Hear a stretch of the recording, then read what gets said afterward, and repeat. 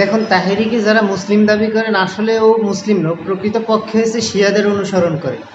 আপনারা এই ভিডিওটি দেখেন, এই ভিডিওতে সম্পূর্ণ দেওয়া আছে, ও আসলে বোঝা যাচ্ছে যে ও শিয়াপন্থী, ও শিয়াদের অনুসরণ করে।